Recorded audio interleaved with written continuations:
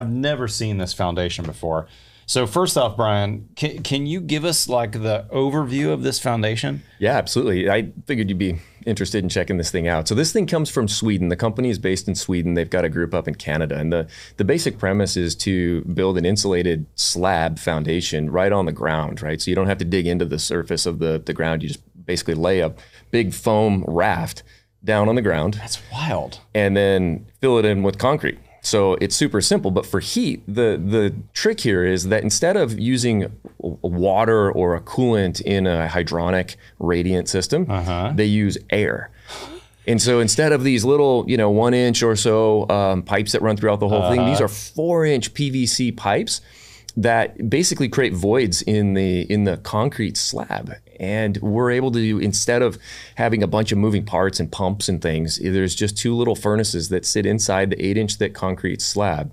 And like the hair dryers effectively just circulate warm air through the slab. And my gosh, there's so much to talk about here. Yeah, instead though, you dug this, in fact, you actually dug the foundation yourself, right? I did, with your own backhoe that you bought. My wife was a little bit skeptical, but She's like, why are you buying this 30-year-old backhoe, honey? Thing? Yeah, so you dug this foundation yourself on this property, and looks to me like you didn't go 4 feet into the ground. No, I mean, dug is not the right word, right? I flattened. There's literally nothing that goes into the dirt. It sits on top of, you put flat ground gravel so that you get drainage, right? Yeah. Level your gravel, stack your foam on top of that, and pour your concrete. And that was something that I was able to set the whole thing myself, one dude, and then I had some help pouring the concrete. But otherwise, it was a few days worth of work to get the whole site prepped and to figure out how much foam you need and all the rest of that. And so the whole thing showed up in a semi truck. They offloaded it, and a few days later, I was able to basically have the thing ready for pouring. And this looks like some kind of high PSI structural rigid foam, right? Yeah, am I closed cell foam? Yeah, exactly. Okay, yeah, not super crazy stuff. It's the foam you'd be building, most under slab. And then is it sloped on the edges here where it's kind of outside the foundation line? There is, mostly for drainage. And then the outside of the foundation, there's a skirting that extends about 4 feet out, a little further on the corners, so that you're not getting the frost line going underneath the slab. And so instead of going down, you can actually go out. And you get the frost protection that way. I mean, builders have been doing that for a long time. Walking through these red pipes, which look like radiant hydronic pipes, but they're bigger than that, right? They're 4 inches. They're just 4-inch diameter pieces of PVC, and they're thin wall. They're not like Schedule 40 or something, so they're fairly light and easy to cut. And you glue them together like a PVC pipe? No, so screws in the corners. So you put 2 or 3 screws in just to hold the whole thing in place. And once the concrete is poured, it all gets locked in. And so there's really no need for them to be pressure tested. There can be air leaks. It's not like you're dealing with the hydronic system where you're worried about pressures are almost non-existent, and there's no water or media to leak, and so it's a really forgiving There's no water system in there. It's just air. If a ramset nail from the framers errantly hit it, there's not a leak. And then also, I'm assuming if something happened and you lose power, let's say, there's no heat for 2 months while you're gone.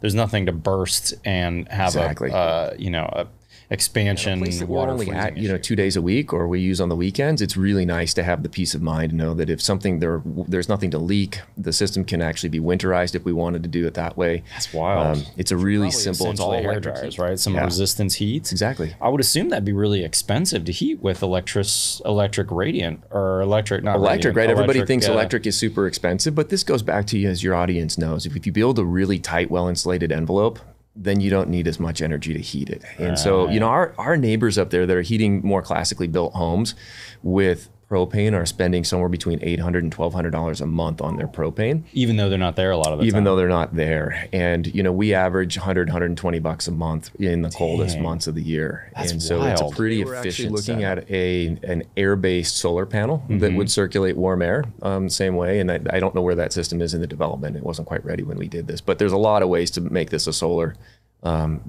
solar power deal. That's so it's pretty cool. Here you can see the gravel pad. It's been poured. The ground's been excavated and leveled. Services are starting to go in. The plumbing and electrical lines, of course, all had to be laid.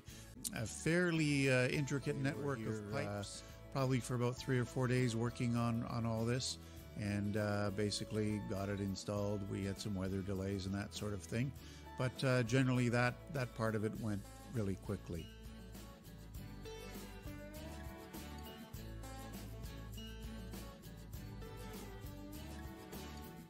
There you can see one of the heater boxes, just a close-up. There are two in this house. We have two zones. You can see one here in the foreground and then further back in the background.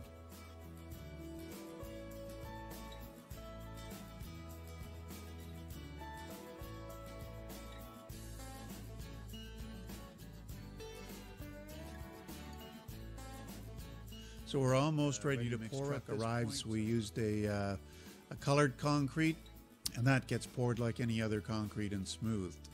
Superior comfort, decreases construction time and labor costs, uses state-of-the-art technology, has the ability to control indoor air quality and moisture, saves energy, and is good for the environment.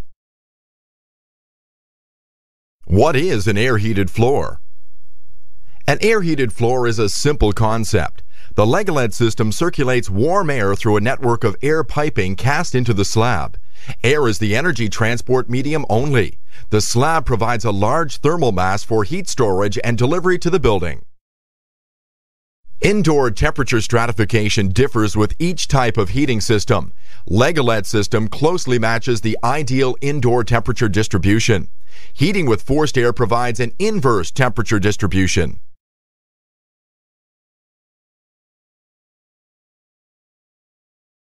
With forced air heating, energy is wasted since the warmest air is at the ceiling. With Legalet, the warmest air is near the floor and the coolest air is near the ceiling, increasing comfort and energy savings. The natural way is to heat from the floor and cool from the ceiling.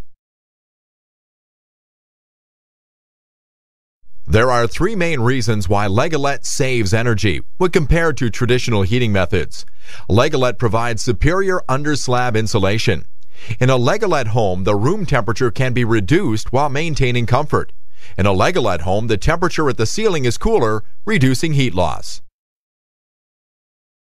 Frost-protected shallow foundations, or FPSFs, are alternatives to deeper and more costly conventional foundations that are used in regions that experience seasonal ground freezing and the potential for frost heave. FPSF design allows footings to be founded above the traditional design frost depth by insulating the foundation and ground in a manner that prevents frost heave. In the Nordic countries, well over 1 million FPSFs have been constructed successfully over the last 45 years. In Scandinavia, the FPSF is commonly used on both residential and commercial buildings, such as houses, townhouses, apartments, shopping malls, schools, low-rise office buildings, restaurants, gas stations, and so on. FPSFs have been the standard practice since the 1970s.